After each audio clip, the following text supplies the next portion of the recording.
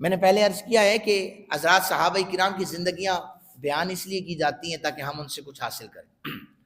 ایک جو چیز میں اکثر و بیشتر آپ حضرات کے سامنے بیان کرتا رہتا ہوں، ہم جتنے بھی یہاں بیٹھے ہیں ہم اپنی طبیعت کے مطابق جو اسلام ہے نا، جو ہمیں پسند ہے اس کو لے کر چلتے ہیں، اس کے مطابق زندہ رہنا چاہتے ہیں۔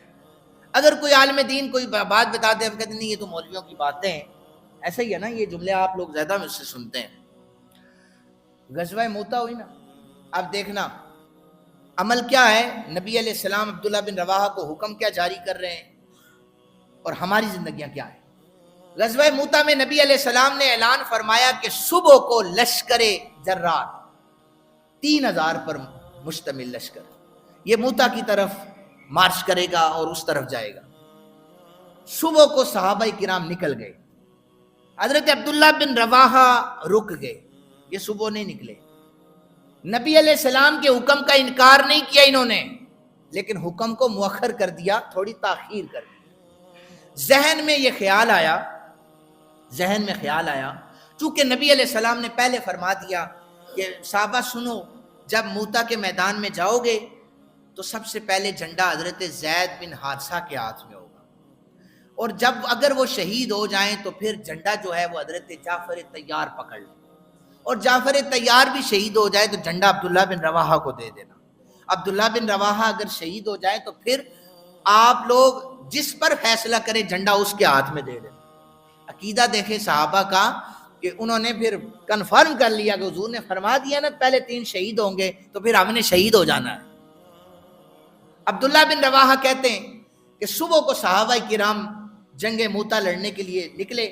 میرے ذہن میں خیال آیا کہ میرے پاس اچھی سواری بھی ہے، میں خود بھی صحت مند ہوں، ایسا کرتا ہوں جمعے کا دن ہے، آخری خطبہ حضور کا سماعت فرما لیتا ہوں، آخری خطبہ حضور کا سن لیتا ہوں، کیا پتہ پھر مقدر میں ہو حضور کو دیکھ رہا۔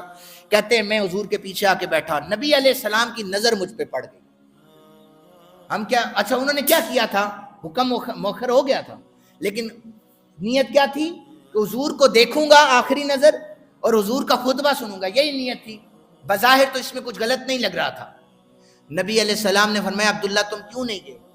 عرض کیا آقا دل میں ایک تڑپ یہ تھی کہ آپ کو دیکھوں گا بھی اور آپ کے پیچھے آخری جمعہ بھی پڑھ لوں گا، اس لیے رکا ہوں۔ حضور نے فرمایا عبداللہ یہ تو نے غلط کر دیا ہے، ایسا نہیں کرنا چاہیے تھا۔ عبداللہ اس وقت مدینہ کی دھرتی پر جتنا مال ہے یہ سارے کا سارا اگر تم اللہ کی بارگاہ میں صدقہ کر دو، وہ جو صبح میرے حکم پر نکلیں گے نا تم ان سے افضل نہیں ہو سکتے۔ عبداللہ نے کیا کیا، حضور کو ہی دیکھا ہے، حضور کے پیچھے نماز پڑھی ہے، فرمایا دین تمہاری مرضی کا نہیں چلے گا، چاہے تم رسول اللہ صلی اللہ علیہ وسلم کے دیدار کے لیے آؤ یا حضور کے پیچھے آخری جمعہ پڑھنے کے لیے آؤ، دین وہی چلے گا جو کملی والے آقا کریم صلی اللہ علیہ وآلہ وسلم نے فرما دیا ہے۔ کہ جذبہ کیا تھا عبداللہ بن رواحہ کا؟ جذبہ یہ تھا کہ آپ جب میدان جنگ میں گئے تو وہاں پر صحابہ کرام کا لشکر 3000 کا تھا، اور سامنے جو ہرکل تھا بادشاہ اس کا لشکر 2 لاکھ پر مبنی تھا۔ 2 لاکھ کا لشکر سامنے ہو، ادھر 3000 صحابہ کرام ہیں۔ 6 مگوئیاں شروع ہو گئی تو واپس پلٹ پڑتے ہیں، حضور کو خط لکھتے ہیں مزید مجاہدین بھیجیں۔ عبداللہ بن رواحہ ڈٹ گئے، کہنے پہنچ گئے تھے واپس، جمعہ پڑھ کے پھر پہنچ گئے لشکر کو، کہنے لگے تم نے سنا نہیں ہے کہ ہم نے کبھی تعداد پر جنگیں لڑی نہیں ہیں، اللہ کی عزت کی قسم ہے ہم نے جب جب جنگیں لڑی ہیں ایمان کی مضبوطی پر جنگیں لڑی ہیں، ہم شہید ہونے کے لیے آئے، اس لیے جتنے ہو تعداد میں کفار سے لڑو، اللہ تمہیں فتح عطا فرمائے گا۔ پھر چشم فلک نے یہ نظارہ دیکھا کہ 3000 کے لشکر نے 2 لاکھ کو شکست دے دی۔ یہ تو اسلام کی پاور۔ عبداللہ بن رواحہ کو جب نبی علیہ السلام نے یہ جملے کہے نا مسجد میں کہ تم لیٹ ہو گئے ہو، حکم کو تم نے مؤخر کر دیا، اب پورے رستے آنکھوں سے آنسو جاری، رو رہے ہیں اور شعر کہتے ہوئے جا رہے ہیں۔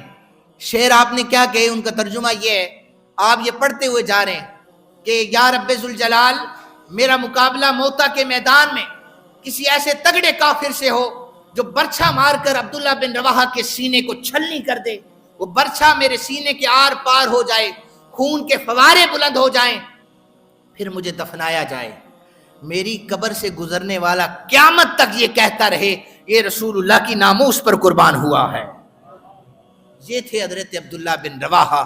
اللہ عز و جل ہمیں صحابہ کرام کے نقش قدم پر چلنے کی توفیق عطا فرمائے۔ وما علینا الا